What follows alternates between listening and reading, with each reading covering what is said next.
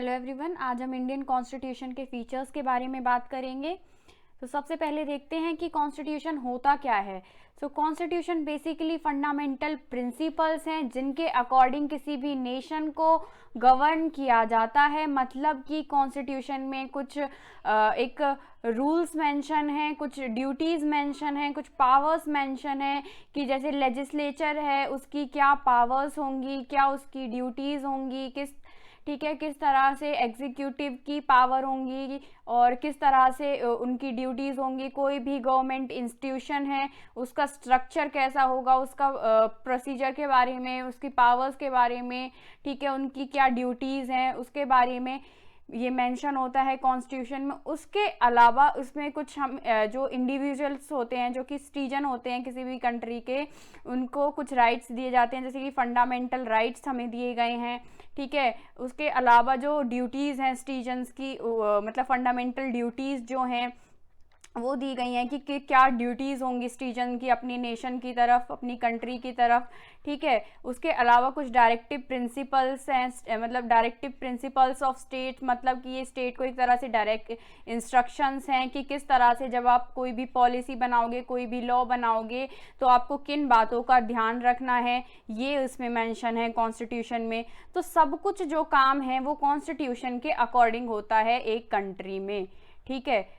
जैसे कि जो इसका मतलब है कि कॉन्स्टिट्यूशन है वो सुप्रीम पावर है, ठीक है। जैसे इवन जो पार्लियामेंट है वो भी इसको ओवरराइड नहीं कर सकती कॉन्स्टिट्यूशन को।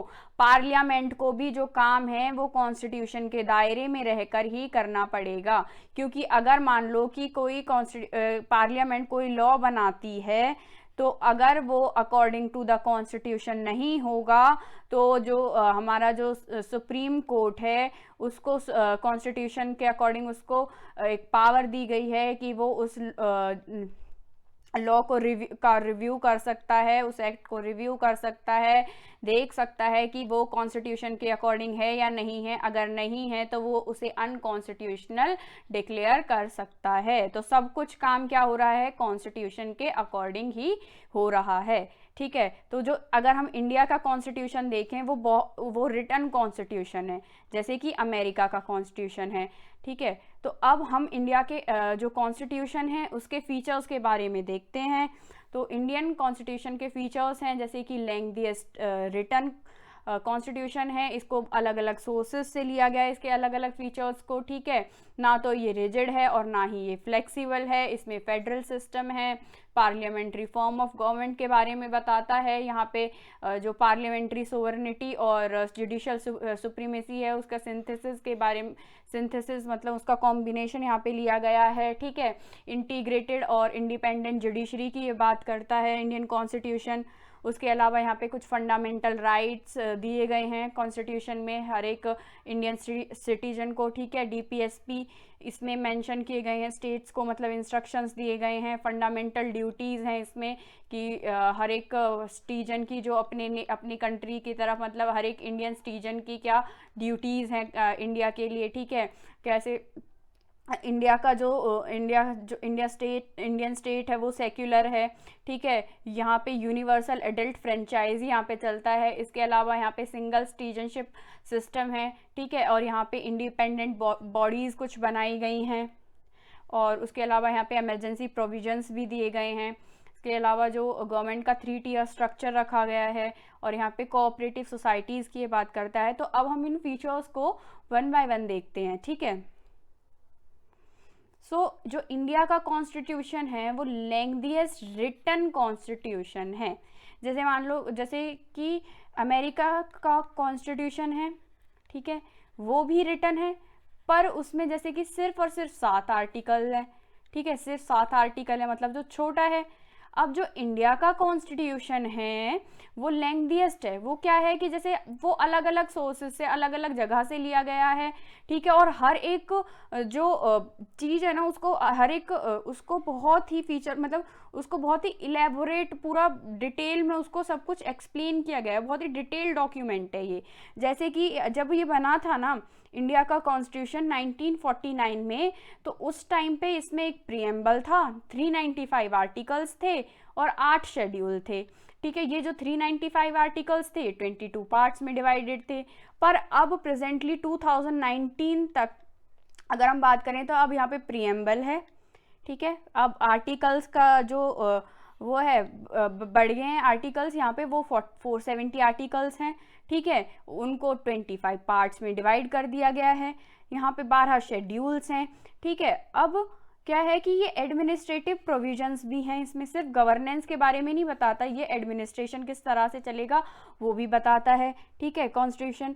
अब एक लेंथीएस्ट ये इसलिए भी है, जैसे और डेमोक्रेटिक जो नेशंस के अगर हम कॉन्स्टिट्यूशन की बात करें ना, तो उन्होंने ऑर्डिनरी लेजिस्लेशंस को इंक्लूड नहीं किया, लेकिन इंडिया के जो कॉन्स्टिट्यूशन में ना जो ऑर्डिनरी लेजिस्लेशन है उनको भी बहुत ही इलेबोरेट मैनर में, बहुत ही डिटेल में उनको बताया गया है, ठीक है। अब इसके कुछ रीजंस हैं कि इतना बड़ा साइज है, तो क्या रीजंस रहे होंगे कि इतना बड़ा बनाया गया इसको। सबसे पहले देखते हैं कि ज्योग्राफिकल फैक्टर के बारे में। ज्योग्राफिकल फैक्टर मतलब जो हमें पता है इंडिया बहुत ही बड़ी कंट्री है, यहाँ पे अलग बहुत ही डाइवर्सिटी है, अलग अलग कल्चर्स हमें मिलते हैं। जब हम हर एक रीजन का अलग ही एक कल्चर है, तो हर एक उसको ध्यान में रखते हुए इसको बनाया गया, ठीक है। दूसरा था हिस्टोरिकल फैक्टर। हिस्टोरिकल फैक्टर कैसे कि जो इंडिया का जो कॉन्स्टिट्यूशन है ना, उसमें मोस्टली जो पार्ट है वो गवर्नमेंट ऑफ इंडिया एक्ट 1935 से लिया गया था, तो वो खुद ही बल्कि था, तो ऑब्वियसली जो रिजल्ट जो इंडिया का जो कॉन्स्टिट्यूशन बना वो भी बल्कि बना, ठीक है। अब जो सेंटर है और स्टेट है उसका जो एक ही कॉन्स्टिट्यूशन है, ठीक है, सिंगल कॉन्स्टिट्यूशन है। क्योंकि जैसे क्या था कि पहले जम्मू एंड कश्मीर को एक स्पेशल स्टेटस दिया गया था, उसका एक अलग से सेपरेट कॉन्स्टिट्यूशन रखा गया था, ये था आर्टिकल 370 में मेंशन। लेकिन जब 370 को हटा दिया गया तो उसका जो सेपरेट कॉन्स्टिट्यूशन था वो भी अब हट गया, ठीक है। अब सब पूरे जो इंडिया का पूरा जो स्टेट है सबका एक ही कॉन्स्टिट्यूशन है, ठीक है। अब क्या था कि जो कॉन्स्टिट्यूशन बना रहे थे, जो कॉन्स्टिट्यूंट असेंबली के जो मेंबर्स थे वो ज़्यादातर लॉ में मतलब लीगल पर्सन थे, मतलब खुद ही जो वो थे डॉक्टर BR अम्बेडकर, वो भी एक लॉयर थे, ठीक है। तो यहाँ पे इसको लॉयर्स पैराडाइज भी इंडियन कॉन्स्टिट्यूशन को बोला गया है। यहाँ पे मतलब बहुत सारी लीगल टर्म्स, बहुत ही जो इंडियन कॉन्स्टिट्यूशन है ना बहुत ही लीगल है, ठीक है। तो इस तरह से ये फैक्टर्स थे कि इसका साइज इतना बड़ा हुआ। अब हम देखते हैं कि उस सेकंड जो फीचर है कि उसको ड्रॉन फ्रॉम वेरियस सोर्सेज, जो इंडिया का कॉन्स्टिट्यूशन है उसे अलग अलग सोर्सेज से लिया गया है। जैसे कि जो स्ट्रक्चरल पार्ट है कॉन्स्टिट्यूशन का उसको गवर्नमेंट ऑफ इंडिया एक्ट 1935 से लिया गया है। ज़्यादातर इन्फ्लुएंस हमें जो देखने के लिए मिलता है वो इसी एक्ट का देखने के लिए मिलता है। 1935 के इंडियन कॉन्स्टिट्यूशन पे जो ज़्यादातर इन्फ्लुएंस देखने के लिए मिलेगा, जैसे कि फेडरल स्कीम है, जो जुडिशरी है, गवर्नर है, इमरजेंसी पावर्स हैं, पब्लिक सर्विस कमीशन है, ये सब के सब ये जो गवर्नमेंट ऑफ इंडिया एक्ट 1935 है यहाँ से लिया गया है, ठीक है। तो बहुत ज़्यादा रिजेंबल करता है कॉन्स्टिट्यूशन इंडिया का 1935 के एक्ट के साथ, ठीक है। अब क्या था कि इसका जो फिलोसफिकल पार्ट है कॉन्स्टिट्यूशन का, ठीक है, मतलब कि फिलोसफिकल पार्ट मतलब कि फंडामेंटल राइट्स और directive principle of state policy, ठीक है। ये कहाँ से लिए गए हैं, ये फिलोसफिकल पार्ट में आते हैं कॉन्स्टिट्यूशन के। यानी कि जो फंडामेंटल राइट्स हैं वो अमेरिकन कॉन्स्टिट्यूशन से लिए गए हैं। उसके अलावा जो ये directive principle of state policy है ये इरिश कॉन्स्टिट्यूशन से लिया गया है, ठीक है। और उसके अलावा जो पॉलिटिकल पार्ट है कॉन्स्टिट्यूशन का कि मतलब एग्जीक्यूटिव की किस तरह की, एग्जीक्यूटिव और लेजिस्लेचर के बीच में किस तरह का रिलेशन होगा, कि जैसे हम बोलते हैं ना कि executive is responsible to the legislature, ठीक है। ये सब चीज़ें हमने कहाँ से ली हैं, ये हमने ब्रिटिश कॉन्स्टिट्यूशन से ली हैं, ठीक है। अब हम थर्ड वाला अपना फीचर देखते हैं कि blend of rigidity and flexibility, मतलब कि क्या जैसे कॉन्स्टिट्यूशन है ना दो टाइप का हो सकता है, या तो वो रिजिड हो सकता है या वो फ्लेक्सिबल हो सकता है। ठीक है। तो अगर हम देखें रिजिड कॉन्स्टिट्यूशन कैसा होता है, रिजिड कॉन्स्टिट्यूशन मतलब कि यहाँ पे अगर उसको अमेंड करना है ना तो आपको बहुत ही स्पेशल प्रोसीजर फॉलो करना पड़ेगा अमेंड करने के लिए, जैसे कि एग्जांपल अमेरिकन कॉन्स्टिट्यूशन। ठीक है, अब हम फ्लेक्सिबल कॉन्स्टिट्यूशन को देखें तो उसमें क्या होता है, बहुत ही फ्लेक्सिबल है, बहुत इजीली जैसे किसी ऑर्डिनरी लॉ को अमेंड करते हैं ना, सिंपल वैसे ही उसको अमेंड कर सकते हैं। ठीक है, एग्जाम्पल है ब्रिटिश कॉन्स्टिट्यूशन। अब जब हम इंडिया के कॉन्स्टिट्यूशन की बात करेंगे ना, क्या वो रिजिड है, क्या वो फ्लेक्सिबल है, तो ना ही तो इंडिया का कॉन्स्टिट्यूशन रिजिड है ना ही फ्लेक्सिबल है। क्यों, कैसे देखते हैं कि आर्टिकल 368 है, इसमें क्या है कि अमेंडमेंट प्रोसेसेस हैं। ठीक है, किस तरह से अमेंडमेंट्स करनी है ये हमें आर्टिकल 368 बताता है।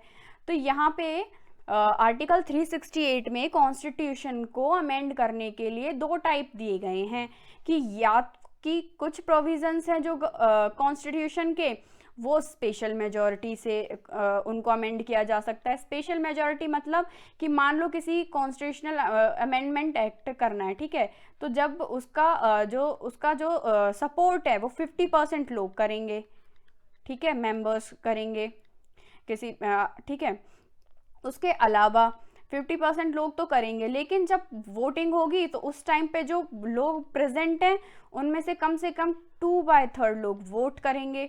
ठीक है, तो ये होती है स्पेशल मेजॉरिटी। उसके अलावा फिर हम देखते हैं कि कुछ प्रोविजंस ऐसे हैं कि जिन्हें स्पेशल मेजॉरिटी भी चाहिए, प्लस जितने भी स्टेट्स हैं कम से कम हाफ स्टेट उसको मतलब उसका रेटिफिकेशन करें, उसका समर्थन करें। ठीक है, अब क्या है कि कुछ प्रोविजंस ऐसे हैं कॉन्स्टिट्यूशन में जिनको कि सिंपल मेजॉरिटी के साथ ही अमेंड किए जा सकते हैं। ठीक है, तो उनको जैसे किसी भी ऑर्डिनरी लेजिस्लेटिव प्रोसेस मतलब किसी भी ऑर्डिनरी लॉ को अमेंड करते हैं ना, तो वैसे ही उसको भी अमेंड कर सकते हैं सिंपल मेजॉरिटी के साथ में। तो ये जो होता है ना सिंपल मेजॉरिटी वाला, ये आर्टिकल 368 के अंडर नहीं आता है। तो क्या हो गया कि जो इंडिया का कॉन्स्टिट्यूशन है उसको हम बहुत इजीली भी हम अमेंड कर सकते हैं सिंपल मेजॉरिटी के साथ कुछ प्रोविजंस को। कुछ प्रोविजंस ऐसे हैं जिनके लिए हमें स्पेशल मेजॉरिटी चाहिए, और कुछ प्रोविजंस तो ऐसे हैं जिनके लिए हमें स्पेशल मेजॉरिटी तो चाहिए ही चाहिए, प्लस हमें हाफ स्टेट्स का रेटिफिकेशन भी चाहिए। तो ना तो ये रिजिड हुआ और ना ही ये फ्लेक्सिबल हुआ। ठीक है, अब हम देखते हैं कि फोर्थ वाला अपना फीचर देखते हैं इंडियन कॉन्स्टिट्यूशन का कि फेडरल सिस्टम विद यूनिटरी बायस। ठीक है, तो सबसे पहले हम फेडरेशन का मतलब देखते हैं। फेडरेशन का मतलब क्या होता है कि group of state with central government, और हर एक जो स्टेट है उस ग्रुप में उसको अलग अलग पावर दी गई है, वो यानी कि हर एक स्टेट को खुद को गवर्न करने की पावर दी जाती है। तो इस टाइप के हम सिस्टम को बोलते हैं फेडरल सिस्टम ऑफ गवर्नमेंट। मतलब कि जो पावर्स हैं वो गवर्नमेंट ऑफ इंडिया और जो स्टेट गवर्नमेंट्स हैं और लोकल गवर्नमेंट्स हैं उनके बीच में डिवाइड कर दी गई हैं। जैसे कि जो यूनियन गवर्नमेंट है, जो यानी कि नेशनल गवर्नमेंट है, उसके लिए यूज़ करते हैं हम वर्ड फेडरल। ठीक है, अब हमारा जैसे एक 3 लिस्ट सिस्टम है, ठीक है, इसमें क्या है कि एक यूनियन लिस्ट होती है, एक स्टेट लिस्ट होती है और एक कॉन्करेंट लिस्ट होती है। यानी कि यूनियन लिस्ट में सिर्फ जो सब्जेक्ट मेंशन है उसमें जो लॉज बना सकता है वो कौन बना सकता है, पार्लियामेंट बना सकती है। ठीक है, स्टेट में स्टेट असेंबली बना सकती है, और जो कॉन्करेंट लिस्ट है इसमें दोनों बना सकते हैं। ठीक है, अगर इनकेस कोई डिफरेंस होता है तो जो पावर जो ऊपर जो चलेगी, सुप्रीम अथॉरिटी जो मानी जाएगी वो पार्लियामेंट की मानी जाएगी। ठीक है, तो यानी कि क्या हो गया कि स्टेट और सेंटर के बीच में पावर्स डिवाइडेड हैं। ठीक है, ये हो गया फेडरल सिस्टम ऑफ गवर्नमेंट। अब जैसे इंडिया है, इंडिया में फेडरेशन के जो फीचर्स हैं जैसे सारे हैं, जैसे 2 गवर्नमेंट हैं, ठीक है, पावर्स का डिवाइड किया गया है, रिटन कॉन्स्टिट्यूशन है, और यहाँ पे जो सुप्रीमेसी है कॉन्स्टिट्यूशन की, कॉन्स्टिट्यूशन रिजिड मतलब कि ना तो रिजिड है ना ही फ्लेक्सिबल है, मतलब कभी कई बार हम उसे रिजिड भी बोल सकते हैं, कभी उसे फ्लेक्सिबल भी बोल सकते हैं, ठीक है। इंडिपेंडेंट जुडिशरी है, बाई कैमरलिज्म है, मतलब कि 2 हाउसेज हैं, जैसे कि लोकसभा भी है और राज्यसभा भी है, ठीक है, इस तरह से। अब हम देखते हैं कि जो फेडरेशन का मतलब हमने देखा, पर जो ये वर्ड है ना फेडरेशन, ये कहीं भी कॉन्स्टिट्यूशन में मेंशन नहीं है। जैसे कि हम आर्टिकल 1 को भी अगर हम देखेंगे ना, तो उसमें यूनियन ऑफ स्टेट मेंशन है, मतलब कि यूनियन ऑफ स्टेट 2 चीज़ें बताता है कि एक तो जो इंडियन फेडरेशन है ना, वो इन स्टेट्स के एग्रीमेंट का रिजल्ट नहीं है, मतलब कि जैसे इंडियन फेडरेशन में क्या आते हैं, जितने भी इंडिया के स्टेट्स हैं वो मिलके बनाते हैं इंडियन फेडरेशन, ठीक है। और जब वो इनके बीच, ऐसे थोड़ी नहीं है कि इनके बीच में एग्रीमेंट हुआ है और तब जाके इंडियन फेडरेशन बना है, नहीं, ठीक है। और तो फिर उनको कोई राइट भी नहीं है स्टेट्स को कि उस फेडरेशन में से वापस निकल जाए। अब हमने बात कर रहे थे कि भाई जो हमने फीचर देखा था कि फेडरल सिस्टम विद यूनिटरी बायस, यानी कि वैसे तो इंडिया में पावर्स डिवाइडेड है, ठीक है, स्टेट की अलग पावर दी है और सेंट्रल गवर्नमेंट की अलग है, लेकिन जैसे कुछ इंस्टेंसेस पे हम देखें कि जब इमरजेंसी लगती है, ठीक है, इमरजेंसी के टाइम पे क्या हो जाता है, स्ट्रक्चर यूनिटरी स्ट्रक्चर हो जाता है, ठीक है, यूनिटरी स्ट्रक्चर हो जाता है, यानी कि सारी की सारी पावर्स क्या हो जाती हैं कि सेंटर के हाथ में, नेशनल गवर्नमेंट के पास चली जाती हैं, सेंटर के पास चली जाती हैं, ठीक है। यानी कि जो स्टेट लेजिस्लेटिव असेंबली है, मतलब उसकी जो लॉ मेकिंग पावर है वो भी पार्लियामेंट के पास चली जाती हैं, ठीक है। ये होता है यूनिटरी बेसिस पे। यूनिटरी में मतलब यूनिटरी स्ट्रक्चर वो होता है जहाँ पे कि जो पावर्स है ना सिर्फ नेशनल गवर्नमेंट के हाथ में रहे सारी, कोई भी स्टेट गवर्नमेंट ना हो, ठीक है, जैसे कि चाइना में है, ओके। अब जैसे जो इंडियन फेडरेशन है, इसको कुछ पॉलिटिकल साइंटिस्ट थे उस टाइम पे, उन्होंने कुछ कोट्स मतलब दिए थे, कुछ बोला था, जैसे कि ये थे केसी व्यारे जो थे, इन्होंने काशी फेडरल बोला इसको, बार्गेनिंग फेडरलिज्म बोला मॉरिस जोनेस ने, कोऑपरेटिव फेडरलिज्म बोला ग्रेनवाइल ऑस्टिन ने, ठीक है, federation with a centralising tendency ये बोला आइवर जेनिंग्स ने, ठीक है। अब देखते हैं हम 5th फीचर है कि जो पार्लियामेंट्री फॉर्म ऑफ गवर्नमेंट का, ये हमने कहाँ से लिया है, ब्रिटेन से लिया है, ठीक है। और अमेरिका में कैसा चलता है, प्रेसिडेंशियल सिस्टम चलता है, वहाँ पे हेड ऑफ स्टेट कौन तो होता है, प्रेसिडेंट होता है, ठीक है। इंडिया में कैसे चलता है कि हेड ऑफ स्टेट कौन है, प्रेसिडेंट ही है, उनको हम इनडायरेक्टली इलेक्ट करते हैं, ठीक है।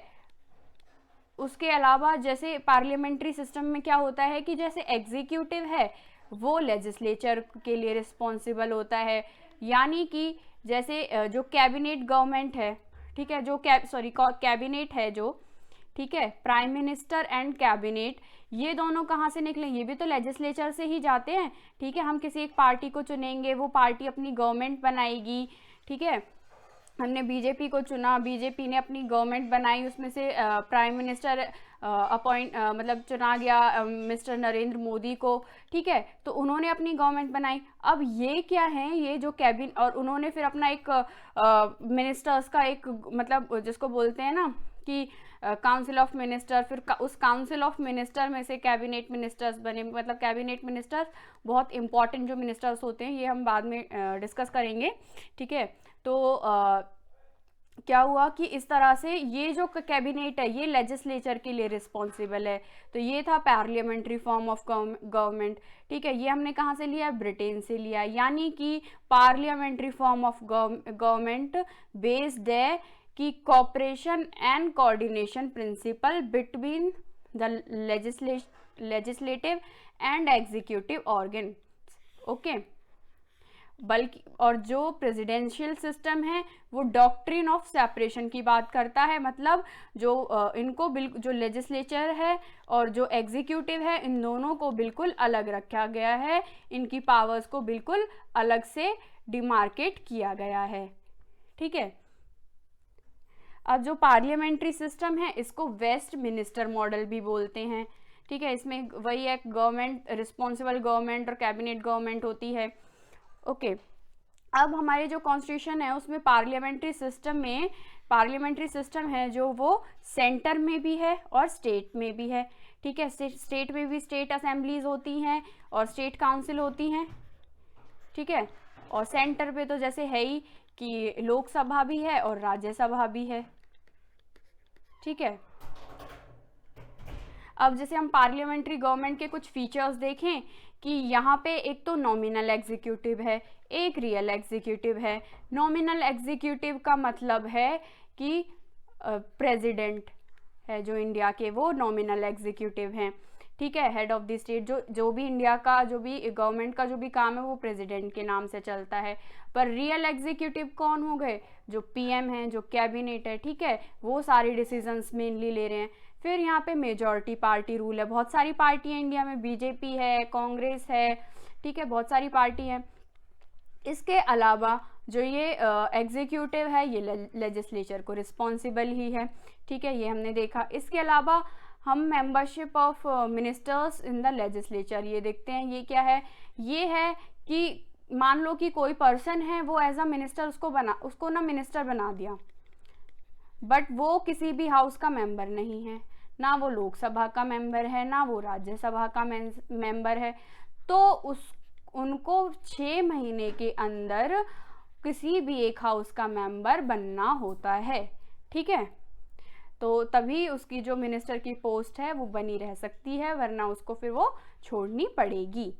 अब यहाँ पे प्राइम मिनिस्टर की लीडरशिप है, मतलब सेंटर में किसकी होती है, नेशनल किसकी होती है, प्राइम मिनिस्टर की होती है। स्टेट में चीफ मिनिस्टर होता है।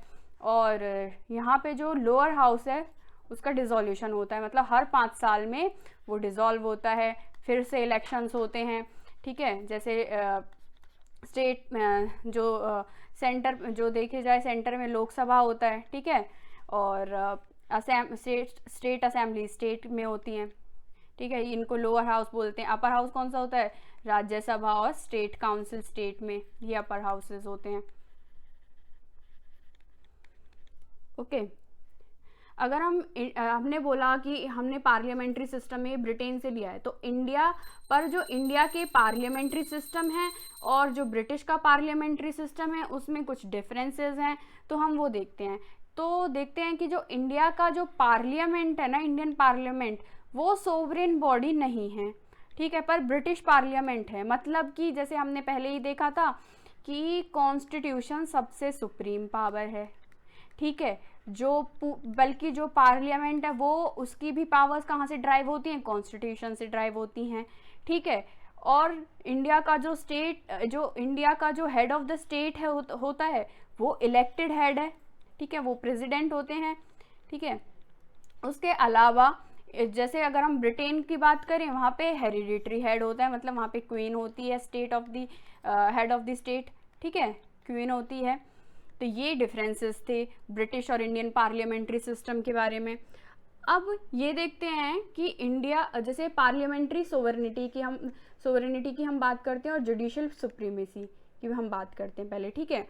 तो क्या है कि जो सोवरेनिटी ऑफ पार्लियामेंट, ठीक है, ये ब्रिटेन का कॉन्सेप्ट है और जुडिशियल सुप्रीमेसी ये अमेरिका का कॉन्सेप्ट है।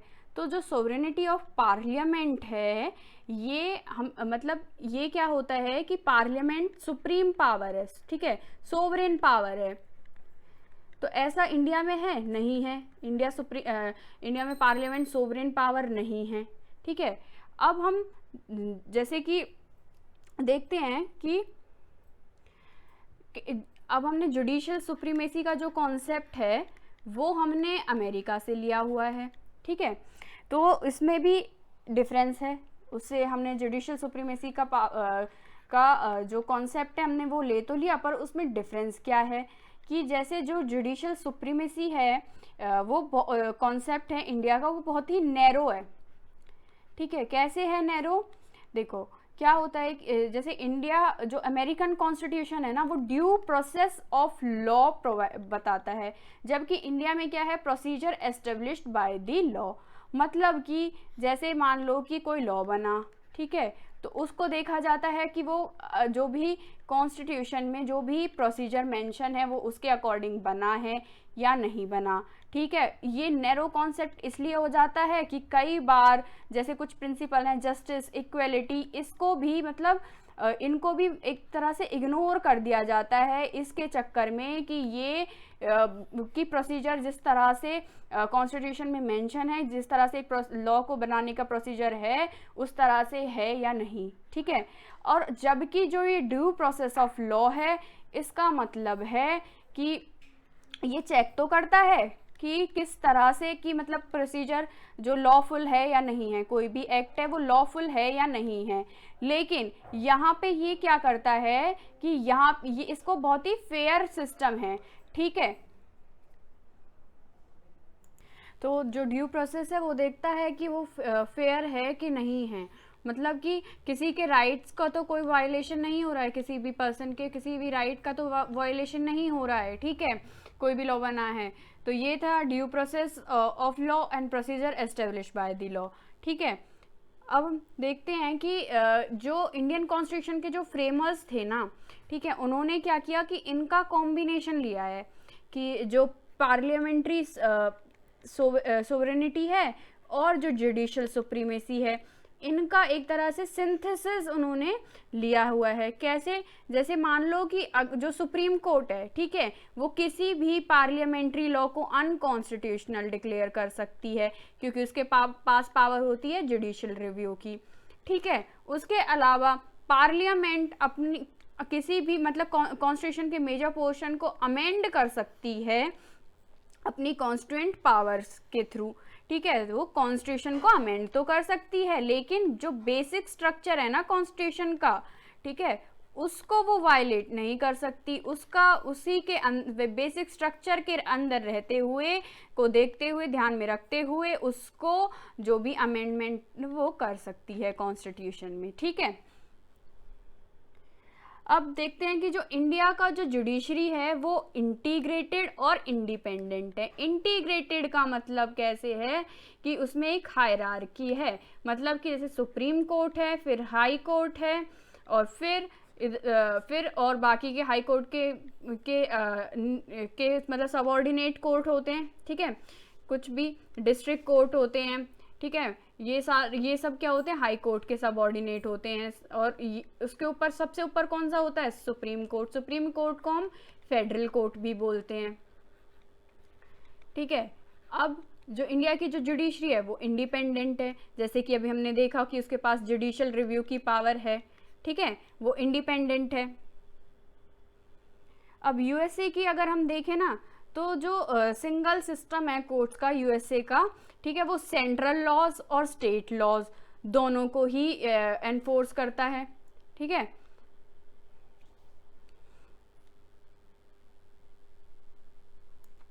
और जबकि यूएसए में क्या है कि यहाँ पे जो फेडरल लॉज हैं, ठीक है, जो कि सेंटर के लॉज हैं उनको फेडरल जुडिशरी एनफोर्स करती है और जो स्टेट लॉज हैं उनको स्टेट जुडिशरी एनफोर्स करती है। ठीक है,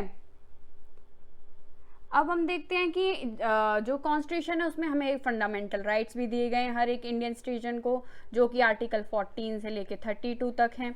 ठीक है, बेसिकली आर्टिकल 12 और 13 भी फंडामेंटल राइट ही हैं। ठीक है, पर वो एक तरह से स्टेट के उसमें हैं थोड़ा सा, तो हम ये फंडामेंटल राइट्स में देखेंगे। ठीक है, इनमें क्या डिफरेंस है। तो अब हम देखते हैं कि जो फंडामेंटल राइट्स हैं वो पॉलिटिकल डेमोक्रेसी के आइडिया को प्रमोट करते हैं। ठीक है, अब ये एक तरह से क्या हो गया, एग्जीक्यूटिव और लेजिस्लेचर, इन पे एक तरह से उनकी जो भी पावर्स है ना उन पे एक रोक सी लगा दी है कि आप कोई भी अपनी पावर को ऐसे ही यूज़ नहीं कर सकते।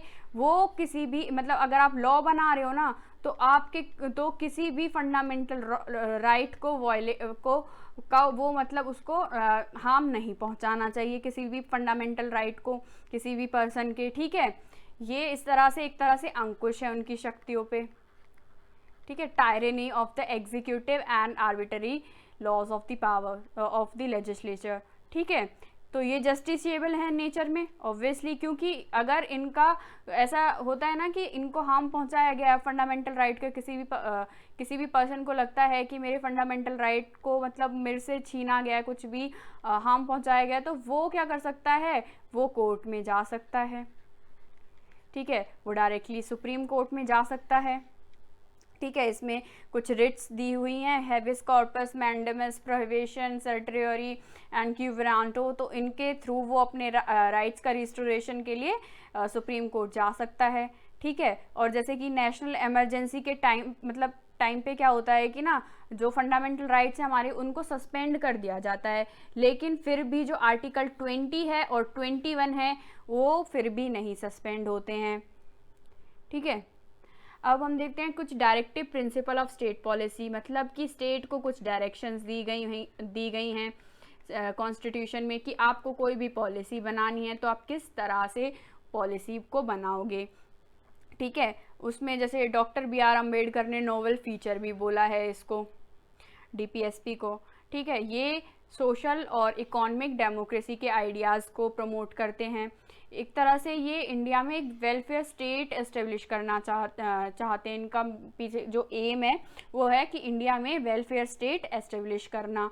ठीक है, जैसे फंडामेंटल राइट्स हैं, हमने देखा कि जस्टिसेबल हैं, डायरेक्ट सुप्रीम कोर्ट जा सकते हैं उनके जब भी वायलेशन होता है, लेकिन जो DPSPs हैं वो नॉन जस्टिसेबल हैं, मतलब कि अगर वो उनको कोई भी कोर्ट में जाके एनफोर्स नहीं करा सकते हैं। ठीक है, उनके वायलेशन पे। अब कॉन्स्टिट्यूशन ने कुछ हर एक इंडियन सिटीजन को अगर फंडामेंटल कुछ राइट्स दिए हैं तो कुछ ड्यूटीज़ भी दी हैं कि आपके नेशन की तरफ कुछ ड्यूटीज़ हैं, वो आर्टिकल 51A में मेंशन है। ठीक है, तो वो जो ओरिजिनली जब कॉन्स्टिट्यूशन बना था ना, तो ओरिजिनली उनको नहीं डाला गया था फंडामेंटल ड्यूटीज़ को। ठीक है, इनको डाला गया 42nd constitutional amendment act of 1976 के द्वारा। ठीक है, स्वर्ण सिंह कमेटी की रिकमेंडेशन पे डाला गया था। फिर उसके बाद 86 कॉन्स्टिट्यूशनल अमेंडमेंट एक्ट 2002 में एक फंडामेंटल ड्यूटी को और ऐड किया गया। हम इनको मतलब बाद में डिस्कस करेंगे, जब हम फंडामेंटल ड्यूटीज़ वाला चैप्टर पढ़ेंगे तो हम डिटेल में डिस्कस करेंगे। ठीक है, और बाकी ये पार्ट 4th A में आती हैं फंडामेंटल ड्यूटीज़ कॉन्स्टिट्यूशन के। ठीक है, अब जैसे डायरेक्टिव प्रिंसिपल हैं वो नॉन जस्टिसिएबल हैं। ठीक है, वैसे ही ड्यूटीज़ भी नॉन जस्टिसिएबल हैं। अब हमने ये प्रियम्बल में भी डिस्कस किया था कि इंडियन स्टेट का जो नेचर है वो कैसा है, वो सेक्युलर है। ठीक है, इंडियन स्टेट सेक्युलर है, पर कहीं पे भी सेक्युलर स्टेट कॉन्स्टिट्यूशन में मेंशन नहीं है। ठीक है, सेक्युलर वर्ड सिर्फ प्रियम्बल में मेंशन है। ठीक है, यानी कि जैसे अगर हम वेस्ट का कॉन्सेप्ट देखें सेक्युलरिज्म का, उनका क्या कॉन्सेप्ट है कि उन्होंने रिलीजन मतलब चर्च और जो स्टेट यानी पॉलिटिक्स बिल्कुल अलग अलग रखा है। स्टेट को भी और पॉलिटिक्स को भी, दोनों को बिल्कुल ही अलग रखा है। ठीक है, पर जैसे इंडिया में क्या है, इंडिया में तो बहुत सारे रिलीजन्स हैं, मल्टी रिलीजियस कंट्री है। ठीक है, तो यहाँ पे बहुत ही अगर देखा जाए ना, बहुत पॉजिटिव कॉन्सेप्ट है सेक्युलरिज्म का। मतलब कि यहाँ पे क्या है कि जितने भी रिलीजन हैं उनको उनकी स्ट्रेंथ के हिसाब से नहीं हम देखेंगे, सबको, चाहे वो कोई हिंदू हो, कोई मुस्लिम हो, कोई सिख हो, कोई कुछ भी हो, उनको सेम अपॉर्चुनिटीज़ प्रोवाइड की जाएंगी, सेम उनका स्टेटस होगा। कोई भी गवर्नमेंट सेम उनको सब किसी भी एक रिलीजन को ज़्यादा फेवर, किसी को कम फेवर, ऐसा कुछ नहीं करेगी। ठीक है, और ऐसे अगर हम देखें कि कोई भी एक पर्टिकुलर रिलीजन, ठीक है, ऐसा कोई ऑफिशियल रिलीजन भी इंडियन स्टेट का नहीं बोला गया है। ठीक है, अब उसके अलावा अगर हम देखें यूनिवर्सल एडल्ट फ्रेंचाइजी, ठीक है, ये भी इंडियन कॉन्स्टिट्यूशन का एक फीचर है।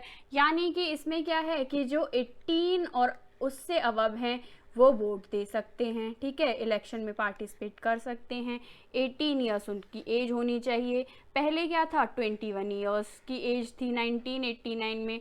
तो तब क्या हुआ कि एक कॉन्स्टिट्यूशनल अमेंडमेंट एक्ट आया, ठीक है, 61st कॉन्स्टिट्यूशनल अमेंडमेंट एक्ट 1988। उसके बाद जो एज है वो 21 से कम होकर 18 ईयर्स हो गई, वो वोट देने की एज, ठीक है। तो ये लोकसभा और स्टेट लेजिस्लेटिव असेंबलीज के लिए हैं।